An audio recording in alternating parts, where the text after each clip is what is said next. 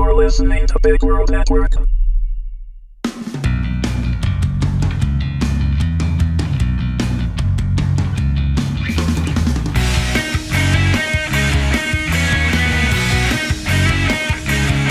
Just Kill Me, Season 2, Episode 12. I Am Reborn, Again. Written by Wendy Herman. Read by Wendy Herman.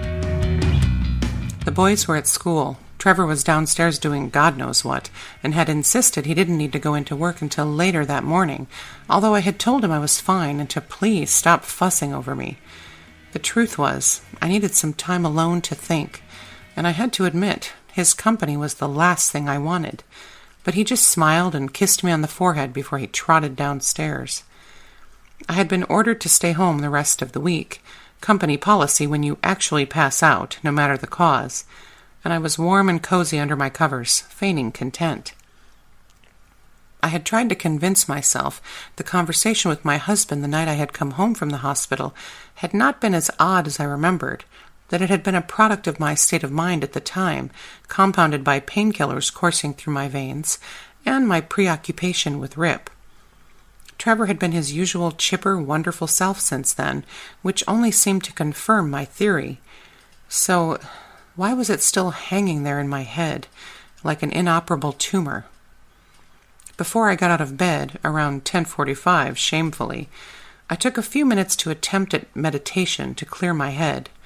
Talia swore by it and had tried to teach me several times, but although it's easy enough for a single childless gal to spend all day breathing, some of us had other people to take care of nearly every minute of the day. Shit, I was just lucky breathing happened to be an automatic thing, or I was sure I simply wouldn't have time for it. So I took a few deep breaths in and out, in and out, in. Suddenly a loud clanging noise came from downstairs. Trevor must have dropped a dish. Oh, God, I hope he wasn't trying to empty the dishwasher again. He put everything in the wrong place, but I would still smile and thank him for making more work for me, but at least he was trying to be helpful, I guess. I shook my head and closed my eyes again. Breathe. Rip came to mind. His steel-gray eyes, that ever-so-slightly crooked smile that produced a sexy dimple on his right cheek, his dark brown hair that was just starting to lose its pigment right above his ears, his fit, muscular body, and that tight, round bang! Bang, bang, bang! Trevor was fighting with the child lock on the silverware drawer again. Why couldn't he just open it slowly and push down on the damn thing like everyone bang? Deep breath. What was I thinking about again? Oh yeah, Ty Ripley. I opened my eyes in horror and shook my head again. I had to stop thinking about Rip. I had a husband and 3 kids with said husband. I had built a life with the man downstairs, who had apparently now left the refrigerator door open, based on the fact that I could hear the high-pitched ping, ping, ping of the "Hey, stupid, you left me open" sensor. Breathe. In and out. In and out. Rip had worn an eggplant-colored shirt last week with his dark gray blazer.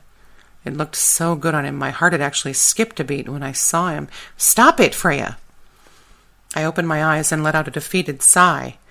I had come to one conclusion. Meditating was stupid. I had to make a decision, and deep breaths weren't helping one bit. I just had a crush on Rip. Residual feelings from when we dated back in college. I tried to convince myself. But we hadn't just dated. We were madly in love, and had professed that fact to each other on several occasions. We were going to be together forever. So, what the hell happened? My headache rushed in to save me from that thought process, and I slunk back down under the covers. Trevor came in to kiss me goodbye, and to pretend to order me to stay in bed as long as I wanted, and I was so glad he was finally leaving. His lips against mine were cold and flat. No tingle. What am I going to do about this? When I heard the garage door open, then a moment later close, I threw back the covers and hopped out of bed. My morning ritual of almond chai was long overdue. I ran my fingers through my hair. Ouch, knots. and padded down the hall in my slippers, not bothering to put a robe on over my pale pink tank top and short little sleep shorts. I didn't need to look nice for anyone at the moment, I thought to myself, but when I passed the mirror in the hallway, I paused, bit my bottom lip as I stared at my 40-year-old self, and quickly ran back into my bathroom. I whipped my hair into a low ponytail and then brushed my teeth. I wasn't living in anarchy, after all. Trevor had sweetly and annoyingly instructed me not to do any housework while he was gone, but seriously, he had to know me better than that. So I grabbed dirty laundry on my way down the stairs, threw in a load, poured my almond chai heaven, and sat down in my atrium. I took a deep breath, then began sipping, maybe chugging, my creamy beverage, and watched a squirrel race around the trunk of a tree in my yard, when my daydream got really out of control, and I imagined Rip walking up to my back door. I shook my head a few times and blinked my eyes. I had to get control. I looked again and realized Rip was actually there, coming up my back steps. I hadn't seen him since the hospital. He was wearing a dark gray t-shirt, the dressy kind, not the going for a run kind, and dark jeans. My stomach did a quick somersault. I noticed his car wasn't in my driveway, or anywhere along the street that I could see. Weird. I shrugged it off and bounded to the door, flinging it open and causing him to screech to a halt. His hair had that irresistible, unkempt look. He looked at me with surprise, then relaxed and smiled. "I take it you aren't going to work today, Agent Douglas?" he grinned as he scanned me from head to toe, raising his eyebrows at my skimpy pajamas, and looking away quickly when he noticed I was also braless. Was he blushing? He seemed to do that a lot around me lately. I was shocked at his reaction, but crossed my arms in front of my girls just the same. He had seen me naked 100 times. Granted, 99 of them were 20 years ago, but he had walked in on me stepping out of the shower once, a few years back, and had apologized profusely several times. I remember instead of immediately shielding his eyes and retreating, he had stood there, awestruck and frozen, gazing at my naked body, and only then found my eyes before realizing what he was doing. Thinking about that now, I realized that's when our relationship changed. Just a little, tiny, microscopic amount, but I noticed, and I was sure he had too. Our three-way dinners had become more and more awkward after that. I realized I was staring at him now and blocking him from coming into my kitchen. He flashed a quick smile and I backed away to let him in. He moved past me and our shoulders brushed each other. There was a jolt of electricity and we both stopped and exchanged a quick glance. I closed the door and turned to him. "Are you okay?" he asked, and I could still see a hint of that blush on his cheeks. A sudden searing pain in my head made everything go black. I reached up and held my forehead. I thought of Trevor for an instant and had a flash of something. A memory? I opened my eyes and a very young Trevor was sitting next to my hospital bed, typing furiously on a computer, state of the art for 1991, and I could see a wire hooking the computer up to an IV bag, and a thick tube from the bag to... Oh my God. The tube was inside my head. As he typed, I was experiencing vibrations and short bursts of light behind my eyes. What the hell was he doing in my head? I tried to move, but couldn't. I tried to scream, but no sound came. Trevor must have noticed I was awake, because he suddenly stopped typing and turned to me. The vibrations and light show abruptly ceased. He leaned down and his 20-year-old face had an unsettling expression of evil victory, like he had just figured out how to become the supreme overlord of the planet Earth. He leaned in closer to me and whispered, "Now you'll be mine forever." He kissed me then, but I couldn't have returned it even if I'd wanted to, and his touch made me sick to my stomach. He smiled. "Go to sleep, princess. When you wake up, we can start our life together." He turned and started typing again, and like a neon hotel sign on the fritz, my brain buzzed and hummed. Then the world went away. I opened my eyes and I was sitting at the table in my atrium, my head in my hands. "Frey, are you okay, honey?" I started at the sound of his voice, moving my chair and making that fingernails down the chalkboard kind of squeak on the tile floor. I looked up and Ty was sitting across from me, donning a very worried look. Thank God. Freya? What happened? I asked tentatively. He reached across and took my hand in his, gently caressing it with the other. You said you felt strange, and then you almost passed out. I chuckled. It seems that happens a lot on your watch. He smiled, and it was so sexy. I almost forgot what we were talking about. My watch? Am I your babysitter now? I thought you were my handler, remember? I joked, referring to our conversation at the old bridge before we'd tried to rip each other's clothes off. I thought you wanted to be my partner, he reminded me. I just grinned and shrugged, as if I would have to think about it. His face grew serious then. You had a flashback, didn't you, just now? Tell me what you saw. Of course he knew. We'd had a joint flashback just the other day, after all. I hesitated, but he was staring at me so intently, telling me we were in this together. I took a deep breath and told him everything I could remember. By the time I was done, he looked more than worried. He looked almost scared. He's dangerous, Freya. I don't know how he ties into all this, but he's still my husband, Ty. My words may have masqueraded as loyalty to Trevor, but my Freudian slip revealed everything. Ty? He asked, the red returning to his cheeks for a microsecond. I tried to downplay it. I've been married to this man for 15 years, Ty. Damn, I did it again. And we have 3 children. What am I supposed to do? Divorce him because I'm having some sort of mental breakdown? Divorce Trevor? Why did that sound so good? He reached for me again, shaking his head vehemently. Freya, no, you're not having a breakdown. He looked at our hands intertwined for a second. Then he swallowed hard before he continued.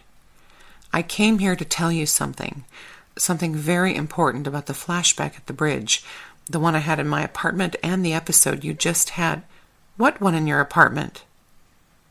It was about you and me, and we were... He paused. Having knockdown, drag-out sex, I guessed. He was stunned, silent for a moment, struggling to continue.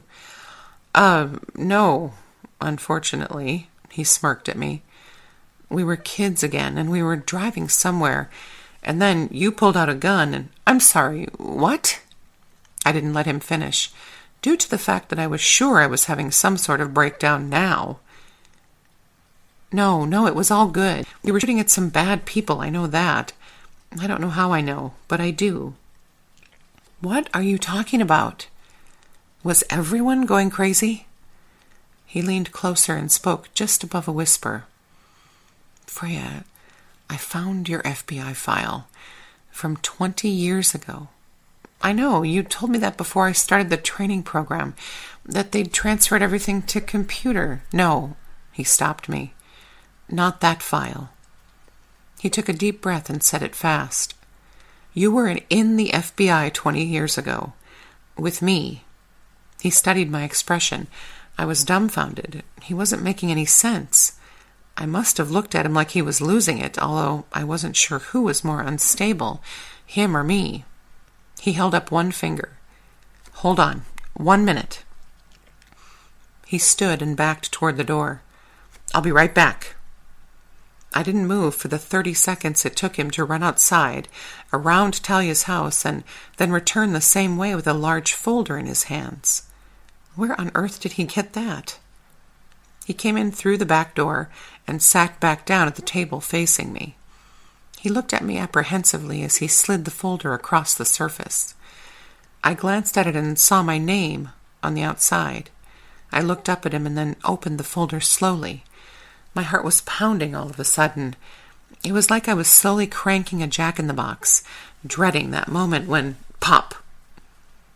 I read the first page, a form of some sort that said someone named Freya Tamar McKenna had joined the FBI in March of 1991.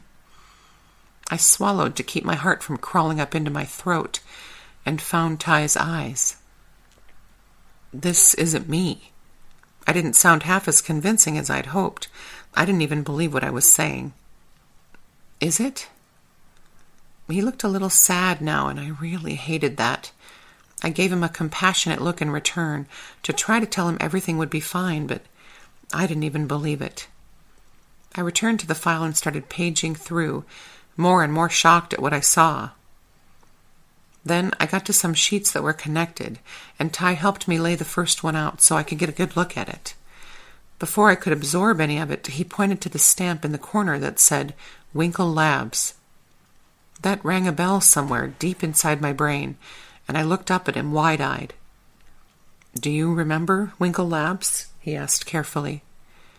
All I could do was nod. My mouth was so dry. I remembered my almond chai and took a good long sip through the straw before I let my eyes wander back to the papers. It looked like a brain scan. My brain scan. And there was a second one. I remembered the drug study we did that one spring break. It wasn't a drug study. What do you mean? I knew what he meant, but it was crazy. I was thinking about things that only happened in movies. Super classified high-tech total recall shit. Are you feeling okay? Well, that question seemed out of place. Yes, I'm fine. Tell me what it was, really. They told us we were testing a drug to treat depression. Do you remember? I nodded. That's how they justified the brain scans.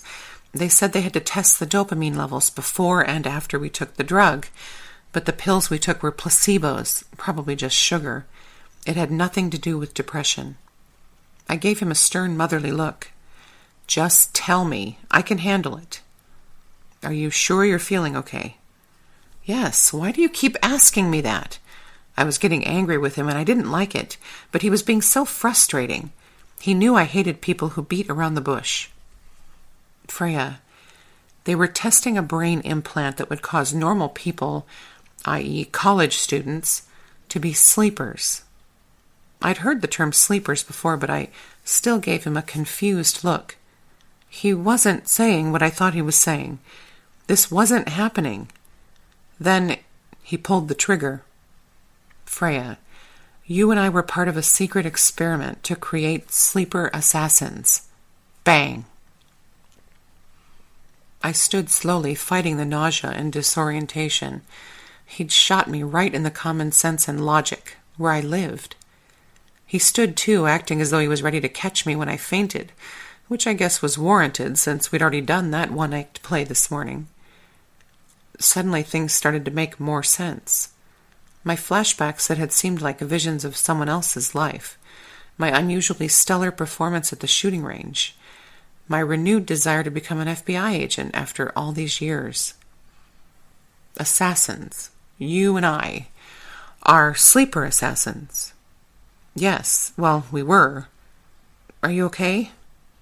That damn question again. I stood abruptly livid now, though I wasn't sure why. Stop asking me that, please. I'm fine. Just then, a sensation I could only describe as a short circuit of some kind tightened my brain for a second. I staggered slightly and grabbed my head, but Ty was there, wrapping his arms around me to keep me safe, like he always was. I looked up at him, no longer angry, and suddenly I had the strangest feeling come over me. I wanted to kiss him. The urge was so strong, like Arnold Schwarzenegger strong, that I couldn't fight it. I had to kiss him right away. It had been so long, I couldn't stand it anymore. He was looking at me with such intensity and a little confusion. Freya, what? Ty. He was clearly in ecstasy whenever I called him that. I missed you so much. I moved in closer. His eyes were as intoxicating as ever, those beautiful slate eyes, and then his lips were enveloping mine. Over and over we kissed, adjusting our heads to make each one a unique and exhilarating experience. He was holding me so tight I never wanted him to let go. This was happening, and neither one of us had the strength nor the desire to stop it. We moved in tandem into the living room where I eyed the couch, but he had other ideas. As soon as our feet hit carpet, he was gently laying me down onto the floor. Yes.